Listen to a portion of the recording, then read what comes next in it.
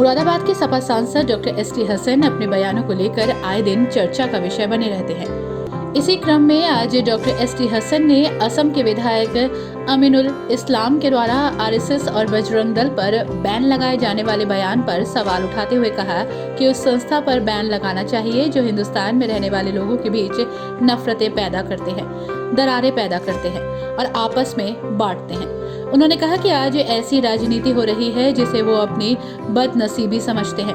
राजनीति आज ना तो विकास पर हो रही है और न ही गरीबी पर हो रही है और न ही रोजगार पर और न ही किसान पर। राजनीति हो रही है तो केवल हिंदू और मुसलमान पर। देश के भविष्य के लिए ये बहुत ही खतरनाक है। हर उस संस्था पे बैन लगना चाहिए जो हिंदुस्तान में रहने वाले लोगों के बीच में नफरतें पैदा करते हैं, दरारें पैदा करते हैं, जो लोग दिलों को बांटते हैं। आज की राजनीति जो हो रही है हमारे देश के अंदर, अब हमें एहसास है और ये हम अपनी बदनसीबी समझते हैं कि राजनीति ना तो विकास पे हो रही है, ना रोज़गार पे हो रही है, ना महंगाई पे हो रही है, ना किसान पे हो रही है, ना मरीज़ के ऊपर हो रही है। राजनीति हो रही है तो हिंदू मुसलमान पर हो रही है, जो हमारे देश के भविष्य के लिए बहुत ख़तरनाक है। करोड़ों करोड़ों मुसलमान यहाँ रहते हैं और उनके और हिंदू भाइयों के बीच में बहुत अच्छे ताल्लुकात हैं, बहुत अच्छा प्यार मोहब्बत है, गंगा जमनी तहजीब है, एक दूसरे के काम आज भी आते हैं। लेकिन जो लोग इस तरह की राजनीति कर रहे हैं, उन सबको, उन तमाम संस्थाओं को जो जहर घोल रही हैं हमारे माहौल के अंदर, टोटली बैन होना चाहिए। अब देखिए, क्योंकि ये तो अब अदालत में चल रहा है मामला, इसमें तो हम कुछ नहीं कह सकते। चुनाव तो अपने टाइम पे होने चाहिए थे। ये गलतियाँ क्यों छोड़ी गई? क्या चुनाव टालने का इरादा है?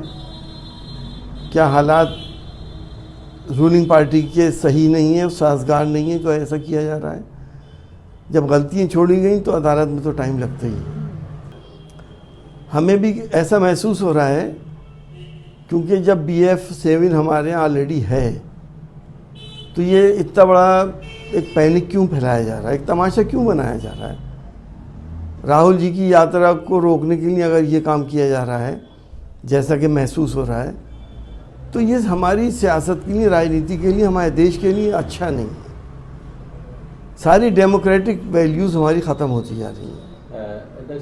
देखिए, ये ज़रूर है कि चीन के अंदर बहुत तेज़ी से ये BF7 फैला है, लेकिन हमारे देश में तकरीबन हम लोगों ने डिटेक्ट करा था ये अगस्त से भी पहले। हमारे देश में ये ऑलरेडी है, चल रहा है। हमें एहतियात की सख्त ज़रूरत है, लेकिन इससे पैनिकी होने की ज़रूरत नहीं है, घबराने की कोई ज़रूरत नहीं है।